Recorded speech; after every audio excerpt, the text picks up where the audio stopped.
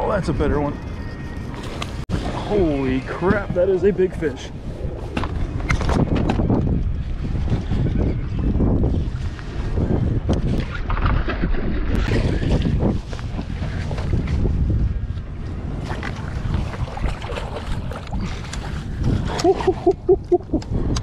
Oh.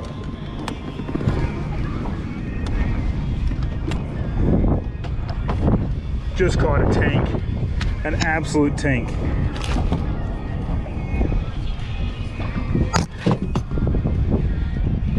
Heck yeah, that's what I'm talking about.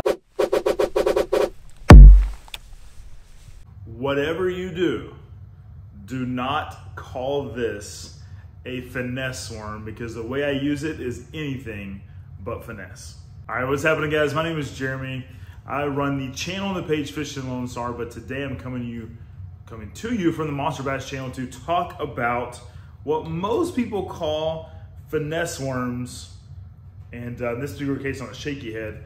But I want to talk about how I use them as more of a power worm than a finesse worm. And that's actually more than just a play on words to make myself feel better because I don't like throwing finesse lures. It really is. And I want to talk about the setup that I use to throw the shaky head, but more importantly, how you can also use this particular worm or any type of trick worm other than a shaky head in different types of situations to help you catch some big fish. All right, but first it's fair to probably start with why I call this a power worm instead of a finesse worm. Let me start with the setup, and then that'll probably explain a little bit more as we get into it. But when I first started throwing the shaky head, I found myself, well, quite honestly, I found myself catching a lot of fish, but also missing a lot of fish. And what I was missing and why I was missing is because I wasn't getting great hook sets. And oftentimes when you think of finesse, a lot of people downsize their line and downsize their reels and downsize their rod and downsize the hooks. Just because something's called finesse doesn't mean you have to fish it that way. So over time, I've actually taken my finesse setup and I would say I've kind of powered it up, if you will, to be more of a power setup. So I actually just got off the water, and I'll show you what I'm throwing my shaky heads on. So I use a 7.3 heavy power fast action rod. Now this particular rod by TFO actually is probably more of a medium heavy, but it's got a more sensitive tip. So I throw the heavy version, but let's just call it a 7.3 medium heavy / heavy fast action rod. And I'm using 17-pound fluorocarbon. All right, and in most cases I throw a 1/4 ounce shaky head on a 4/0 hook. All right, now, that's a decent sized hook. It is not a finesse hook. So yes, this is a 6-inch. This is actually the MB Fat Finesse worm from Egg Zone Lures. This is the plum color. And yes, sure, some people call it a finesse worm, but it's anything but that, and I don't fish it that way. So because I actually use 17-pound fluorocarbon using a heavy fast action rod, I can jack these fish. Like I literally will put a big hook set into them to make sure that I drive that hook home, right? That big 4/0 hook. And I don't miss. I do not miss hook sets anymore when this fish gets this in their mouth. All right? And just to kind of show you the type of hook sets I have, watch this short clip.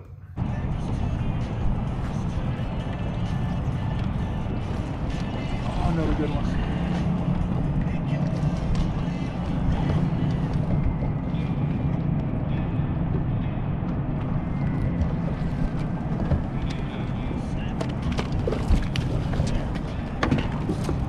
Yeah. Yes. Heck yeah. Yes. So as you can see there, once I feel that fish bite, I'm literally just reeling down, pointing my rod straight at it and giving a straight, I guess you could say 6 to 12 hook sets right over my shoulder, and really making sure that I drive home that hook right there. Now, let's talk about where I'm throwing this, because I think that's extremely important, kind of when as well. I will say this, I have used this worm in this setup in the pre-spawn.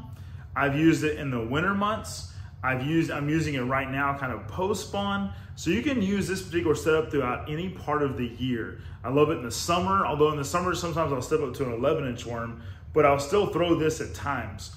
The shaky head itself, where I have found that it really excels, is around main lake points or hard rock bottom. Now, that being said, I actually catch a lot of fish on the shaky head around laydowns as well. So timber laydowns and hard rock bottom. Now you can actually modify this though from a shaky head into a Nico rig if you're fishing, for example, a softer bottom, silty bottom, or sometimes what we call pond scum that's on the bottom of ponds. I actually think this worm or this style makes for a great pond fishing lure. Just swap it out for the Nico rig instead of the shaky head.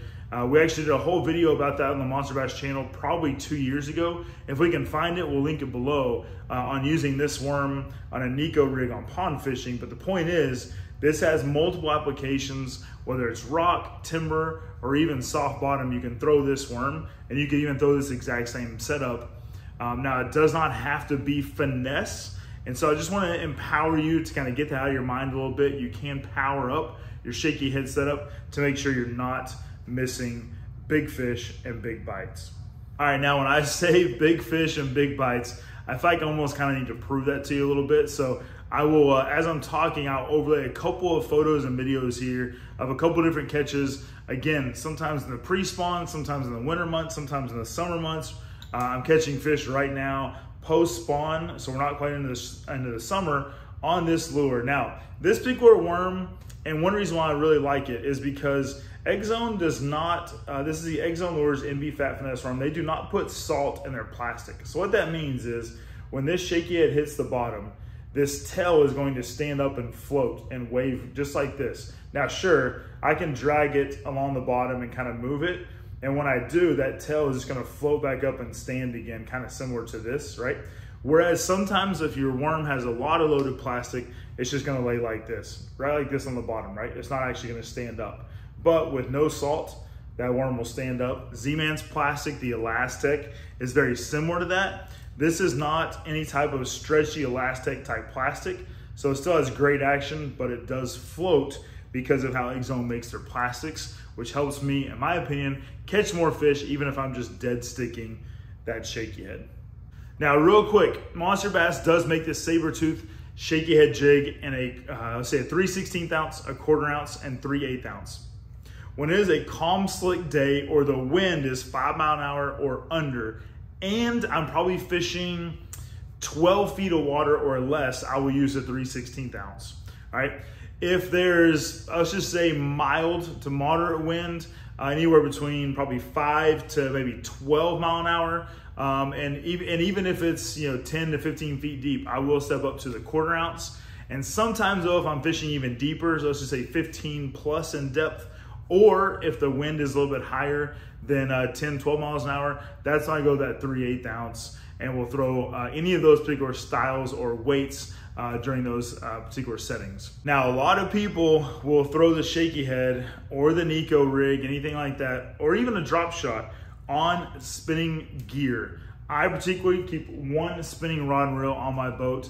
I only use it for very light drop shots, and even then, you probably never see me use it because I don't use it a lot. I prefer to power fish. I love power fishing, and in this particular case, I like throwing heavy line, heavy rod, and that 4/0 hook and catching some big fish. Now, I will say the 17-pound fluorocarbon I do use in probably 2 to 3 to 4 foot visibility. If the visibility is much more than that, you may want to downsize to 12 or 14, but that's just my perspective. Here in Texas, we don't have very clear water. Even on the clearest of lakes at say 3 to 4 foot visibility, I can still get away with 17-pound fluorocarbon. You can't really see it in the water, the fish can't see it in the water, and you can still catch some really good fish. All right, so last thing I'll say, and then we'll wrap up this video. Don't be afraid to get out and throw the shaky head. You just simply drag it on the bottom with your rod, right? So you just drag it straight up to the 12 o'clock position, point your rod back down, and roll up the slack. You're moving you're moving or shaking the worm with your rod. You are never moving it with your reel, all right? All the action in the worm and you dragging on the bottom comes from lifting the rod towards you You're gonna point it back down, reel in your slack. That's the only time you're reeling, is reeling in your slack. And then once you get a tight line again, you're gonna drag it back to the rod strip in the air and dragging that worm on the bottom. You wanna make constant contact the entire time with the bottom.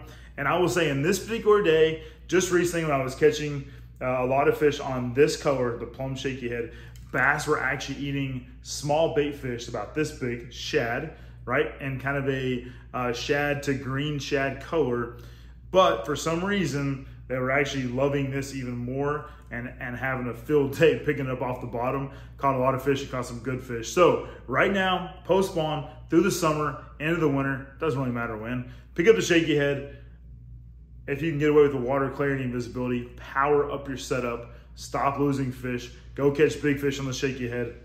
Drop me a comment, let me know what you thought of this video. We'd love to hear it. Make sure you subscribe right here to the Monster Bass channel, because we're pumping out great videos for you to help you go catch more fish and to go catch the biggest fish. Let's just call it a monster bass.